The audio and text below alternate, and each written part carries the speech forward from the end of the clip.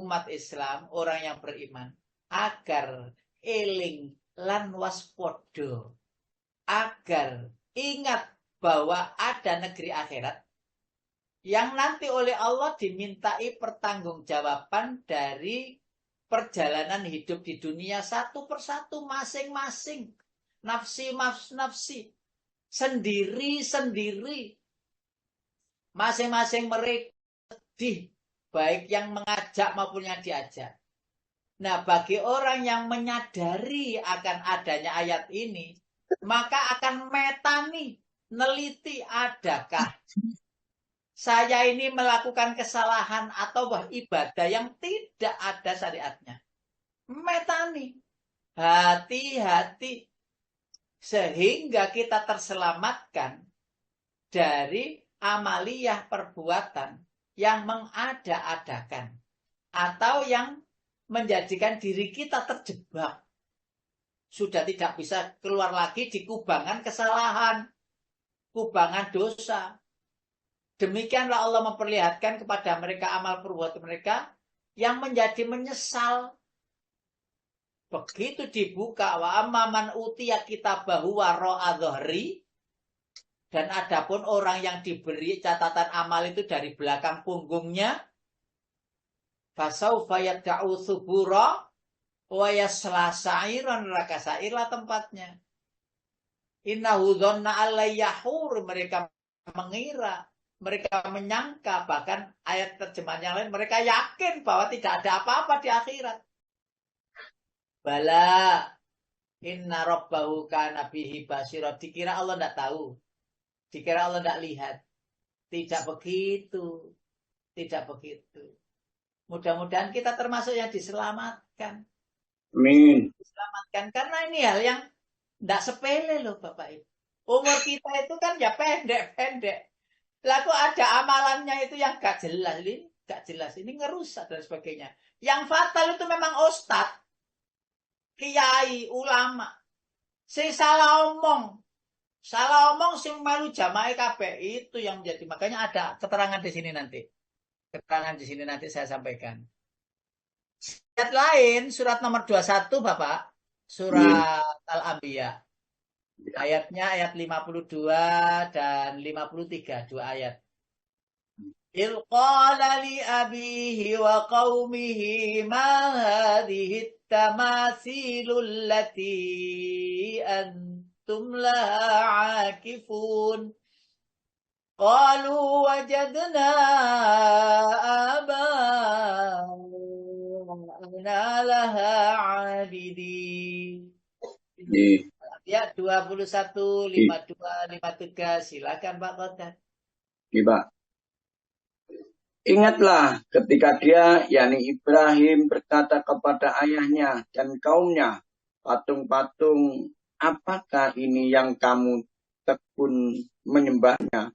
Mereka menjawab, kami mendapati nenek moyang kami menyembahnya. Baik, Bapak Ibu yang dirahmati Allah. Adakah patung-patung yang dipasang di toko-toko? Adakah patung-patung yang dipasang di mal-mal? Yang patungnya itu tolek kanan, tolek kiri, manggut-manggut, dan sebagainya. Ada apa itu? Itu ngerjeken itu patung Buddha, ini patung ini. Patung zikir nih, Pak. Ya. Mereka dari mana dalilnya itu? Ya wis nenek moyang kami gini. Nah, andaikan kok ada. Ya, orang Buddha, orang Hindu, orang kafir, nggak apa-apa, terserah saja. Loh, orang Islam tuh ikut-ikut di warungnya itu ada ngono nih. Lah kok lucu. Ikut-ikut loh, ada apa itu? Ya hiasan saja kok, hiasan saja loh, jangan. Jangan.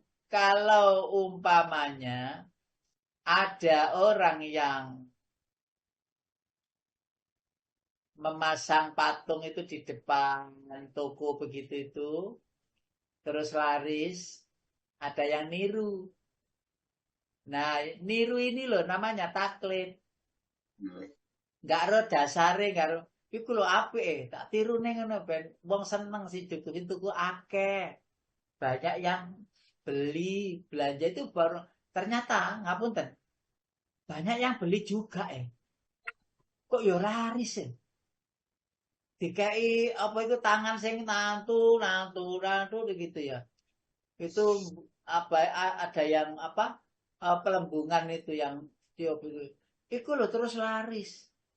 Loh, kok bisa ya? Terus niru gitu terus lari. Hati-hati bisa jadi istidraj itu. Terus masang lagi. Allahu Akbar yang akhirnya apa? Ya, patung-patung itu dianggap ngerejekeni. Loh, ternyata Bapak Ibu tidak zaman modern ini orang itu ndak waras. Zaman dulu itu yo banyak orang ndak waras itu. Rumahnya itu mesti ono patungnya api-api. Ono sing modele kotak-kotak. Ono sing modele itu ya kayak apa begitu. Apa ya? Ya halus ngono, mas-masan kayak disepuh emas apa disemprot warna emas gitu. Sejak dulu itu sudah ada. Panjenengan kalau membaca riwayat sumur Zam-Zam, di dalam sumur Zam-Zam itu dibongkar oleh Abdul Muthalib. Abdul Muthalib bongkar itu banyak patung emas di dalamnya. Yang akhirnya dilebur menjadi kuncinya multazam, pintu dari Ka'bah. Di dalamnya itu ada patung emas. Siapa yang membuang patung emas di situ? Itu patung emas yang ada di sekitar Ka'bah itu diambili oleh apa ya? Oleh namanya siapa yang ada ini Ustaz Farid ini apal. Maunya orang Yaman menguasai Mekah.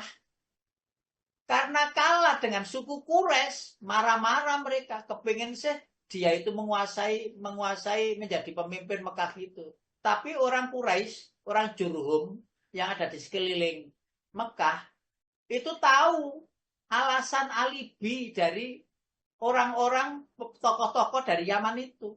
Karena kalah, akhirnya dirusak itu emas-emas itu, terus dimasukkan di sumur Zam-Zam.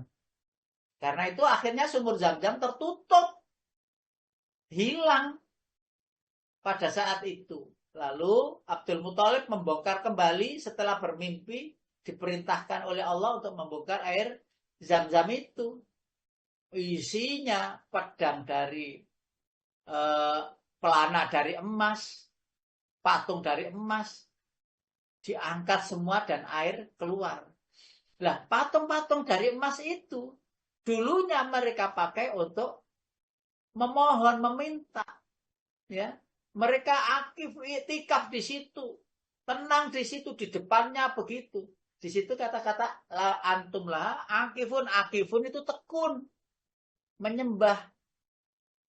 Lalu ayat tadi yang berikutnya mereka menjawab, kami mendapati nenek moyang kami menyembahnya begitu. Ya sudah kami ikuti aja. Mau tawaf, waktu itu tawafnya beljet, enggak pakai baju, gak laki, gak perempuan, enggak pakai baju. Terus ditambahi tepuk-tepuk, ya. Terus bersiul-siul, sweet gitu itu berkeliling di Ka'bah itu. Keliling di Ka'bah dengan cara seperti itu. Lah mereka mengikuti dari nenek moyangnya. Nabi datang untuk membersihkannya. Nabi dibodoh-bodohin, digila-gilain, dituduh mencari pengaruh, dituduh mencari sesuatu, dan seterusnya. Nah, kita lanjutkan berikutnya, Bapak Ibu. Bertaklid yang tercela. Ada surat Al-Ahzab. وقالوا ربنا إنا أطعنا سادتنا وكبراءنا فأضلونا السبيل. Silakan Pak Qadar, surat Al-Ahzab 3367. Surat Al-Ahzab, surat nomor 33 ayat 67. Pak Qadar di mana? Nggih, Pak. Ya, ayo. Nggih. Dan mereka berkata, ya Tuhan kami, sesungguhnya kami telah menaati para pemimpin dan para pembesar kami. lalu mereka menyesatkan kami dari jalan yang benar. Ada proses. Ada proses. Dulu pemimpin itu baik dia. Banyak anak buahnya. Banyak bawaannya. Setelah dikenal, pemimpin ini meleset. Fir'aun dulu gitu, Bapak. Namrud dulu ya gitu. Korun dulu ya gitu. Mulanya sih biasa-biasa saja, nggak ada. Bahkan Mirza Ghulam Ahmad, pembawa Ahmadiyah, itu dulu ya begitu, ya ulama biasa, pemimpin biasa, ustadz biasa. Bukhtanasor juga demikian. Lalu ada orang memujinya. Nah itu yang mula-mula, wah bagus yang kau Fir'aun, mestinya layak kau jadi Tuhan. Gini-gini, nah, kepengen dia jadi Tuhan, menyesatkan dia. Akhirnya dia menahbiskan dirinya, ana rabbukumul a'la, saya Tuhanmu yang tertinggi. Namrud juga demikian. Ketika disebut-sebut, Namrud, kamu sebenarnya bukan manusia, kamu itu Tuhan. Kok kamu tahu kapan hujan, kapan kemarau, kapan panen, kapan menanam? Kamu kok tahu begitu? Namrud, kamu layak jadi Tuhan. Umatnya bilang begitu, apa? Rakyatnya itu. Ya, rakyat yang dekat, maksudnya bawahannya itu loh. Wazirnya, menterinya itu loh. Untuk apa kok menterinya bilang begitu? Ya kedudukan agar langgeng. Dialem-alem, dipuji-puji. Agar dia terus jadi menteri. Menterinya siapa itu? Namrud. Seperti Fir'aun itu pendampingnya yang namanya Aman.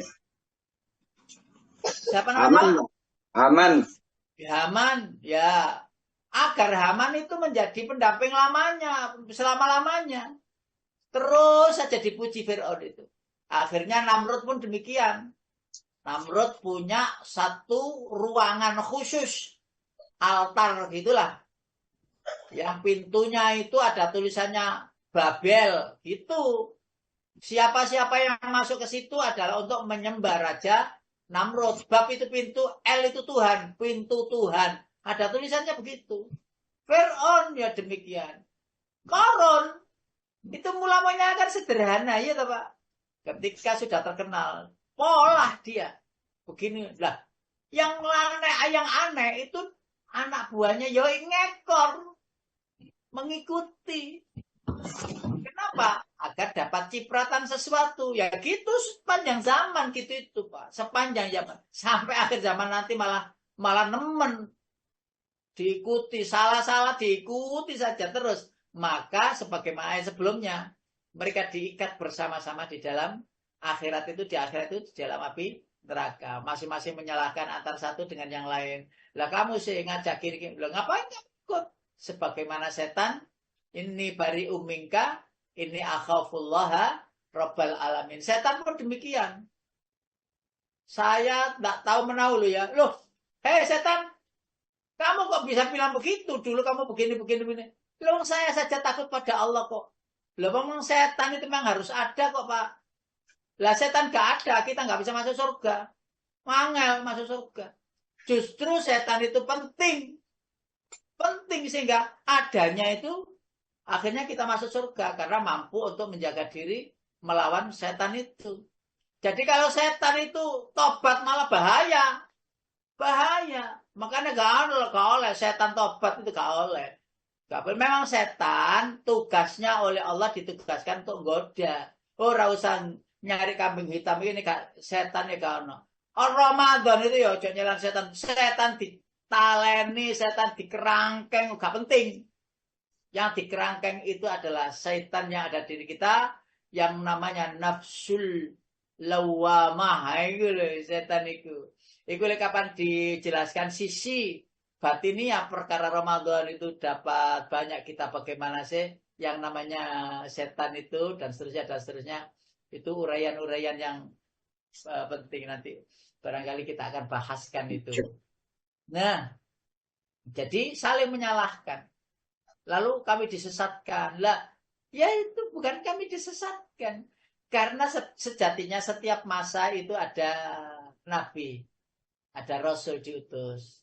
Lalu karena sekarang ini tidak ada nabi, tidak ada rasul, Rasulullah mewariskan kepada para ulamanya. Lalu kita bahas tentang ini Bapak Ibu, tentang pendapat.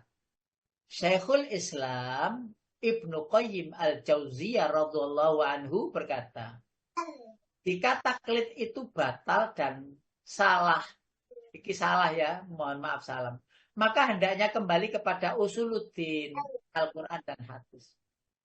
Maka panduan kita Bapak Ibu, hal-hal yang kita ikuti, iki bener apa salah sing ngene iki? Lah itu kembali kepada Al-Quran dan hadis. Kita tidak mungkin bisa menguraikan sendiri.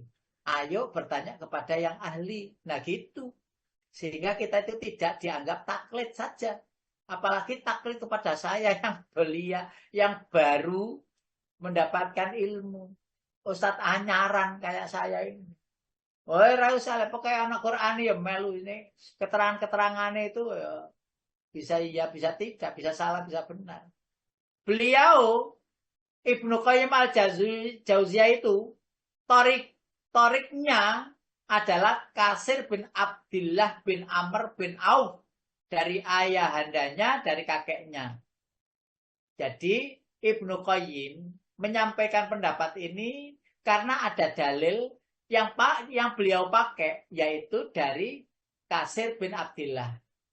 Dari kakeknya berkata, saya mendengar Rasulullah bersabda begini, inilah akhafu ala ummati min ba'di. Mohon maaf ini salah. Ummati. Mestinya begini. Nah ini kesalahan. Sebentar sekalian. Baik, saya lanjutkan. Ini la akhafu ala ummati min ba'di illa min a'malin salasa. Sesungguhnya kata Rasulullah, aku tidak takut terhadap umatku sesudahku. Sesudah aku wafat, sesudah aku meninggal. Illa min amalin, kecuali yang aku takutkan itu dari 3 amal, 3 perkara. Lalu sahabat-sahabat bertanya, Bapak Ibu. Qalu, mereka bertanya. Iki ngurungono kabeh napa kok? Ngurungono nggih. Dengarkan ya. Dengarkan dan catat Ustaz. Dengarkan Pak Ustaz. Ini sedang mencatat Ustaz. Dengarkan Ustaz. Bismillahirrahmanirrahim. Selalu mendengarkan kok Ustaz. Enggak ngantuk kok Ustaz. Enggak ya. Khawatirnya kalau ngantuk itu terus gagal paham, rada liar-liar ngono. Liar-liar dung ngene terus. Apa ya iku mau ngelang? Anak lho sing cerita WA Japri itu, Ustaz. Saya itu ketiduran. Lah kok sudah selesai, sudah buyar. Kok gak ana terusane ki didelok lho wis jam 7:15.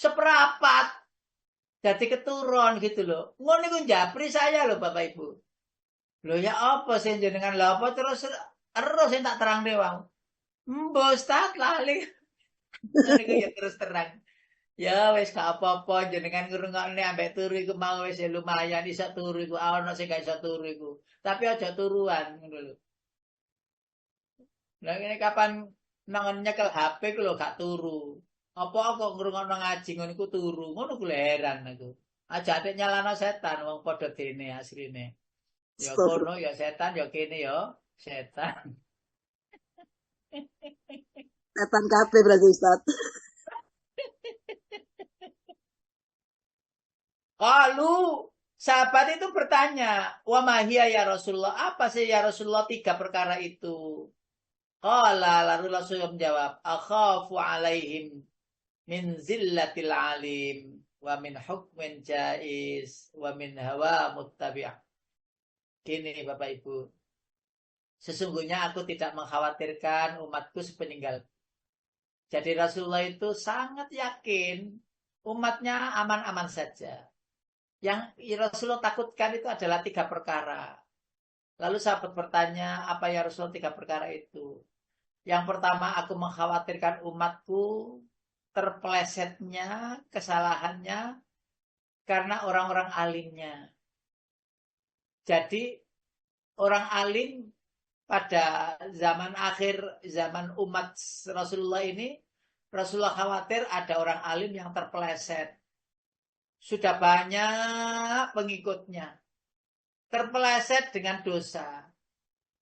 Itu yang dikhawatirkan oleh Rasulullah. Terus diikuti oleh banyak orang juga. Dan sesungguhnya akhir zaman begini ini, itu sering kita menyaksikan demikian. Sehingga hati itu gelisah resah. Ya Allah, ampunilah semua dosa-dosa para gus-gus, para habaib, para kiai, para asatid yang kita mungkin terlihat atau melihatnya itu melakukan kesalahan. Padahal itu ngapunten idola, gitu, idola umat. Itu yang Rasulullah khawatirkan. Lalu dia terpeleset, terpelanting, mengikuti sesuatu yang salah. Lalu umatnya tetap mengikutinya karena saking taklidnya. Ini yang dikhawatirkan Rasulullah. Yang kedua, hukum yang zalim. Ini sudah sering kita, ya bahasanya tumpul ke atas, tajam ke bawah. Seperti itu yang sering kita dengar. Kok bisa begitu? Itu yang ditakutkan Rasulullah, sehingga tidak ada keadilan yang merata. Semua mendapatkan keadilan yang baik. Itu sudah disampaikan Rasul 1400 tahun yang lalu loh ya. 1400 tahun yang lalu. 1445 tahun yang lalu disampaikan oleh Rasulullah. Dan terjadikah? Terjadi. Karena apa yang disampaikan Rasulullah tentang apa yang terjadi masa depan, pastilah terjadi. Apa kata Rasulullah demikian? Pastilah terjadi. Dan kita tidak memungkiri, yakin 100% yakin bahwa apa yang dikatakan Rasulullah itu terjadi. Dan itu menjadi tameng kita. Informasi itu menjadi tameng kita. Agar kita berhati-hati. Kalau anak ustadz nyampaikan seperti saya, lah kok ngono nyampaikannya, panjenengan kok dapat tempat yang lain begini kan, panjenengan harus cross check. Jika ketemu saya ustadz, saya itu gini-gini, monggo begitu. Iku jenenge sayang ustadz. Ustadz ngomong salah di Januari, iku jenengan rela ustadz nyemplung neraka. Aku gak mau melu ustadz iku, aku sing rugi ngene. Akhirnya jenengan mlebu swarga, lah ustadz mlebu neraka. Lho ya apa sih jenenge kasih es berarti. Ustadz begini loh Ustadz, saya gini loh. Banyak loh gitu tuh. Saya sering gitu dan saya senang. Pengajian ngaji langsung bareng gitu. Itu protes, oh gini-gini, oh iya ya Bu. Itu dalilnya ini. Lah saya yang dari saya tadi ini dalilnya. Lah monggo panjenengan pakai itu boleh, pakai ini boleh. Lah orang tersebut tidak taklid sama saya. Taklid dengan dalil dari Rasulullah, dan itu boleh, yang dibolehkan yang kemarin uraiannya. Ngoten loh, you understand? Ten. Yes. Yes. Yes, tenang sih. Lalu yang ketiga, hawa nafsu yang diikuti. Bukankah ini juga demikian? Karena nafsunya, karena keinginannya, maka dia merakit sesuatu ajaran, ya, wes gak apa-apa, ya, tukar bojo gak apa-apa, nafsu Bapak Ibu, nafsu. Untuk apa? Macem-macem misinya. Loh, dia itu padahal sudah banyak pengikut, akhirnya mengekor kan? Cocok toh hadis ini, cocok toh ayat tadi. Cocok Bapak Ibu. Dan kita itu makhluk akhir zaman ya, setelah kita tidak ada lagi. Menyaksikan berbagai macam begini nih. Kalau tidak dibarengi dengan ngaji, tambahnya ilmu, bablas. Siapa yang menjamin kita nggak bablas? Karena ilmulah kita terus dijaga oleh Allah. Karena cahaya yang ada di hati yang ditambahkan cahaya ilmu. Maka kita melihat sesuatu itu terang, gelap itu gelap. Benar itu jelas, salah itu jelas, haram itu jelas, halal itu jelas. Dan dimampukan untuk menghindari yang haram dan memilih yang halal. Untuk menjauhi yang batil dan mengikuti yang hak. Dan itu kersone Allah, dan itu karunia Allah, Dan itu hidayah Allah, dan itu perhatian Allah terhadap orang-orang yang memperhatikan ayat-ayat Allah. Kan jelas itu ya. Jelas itu ya. Surat nomor 47 ayat 7. Intan surullaha yansurkum wa yuthabbit aqdamakum.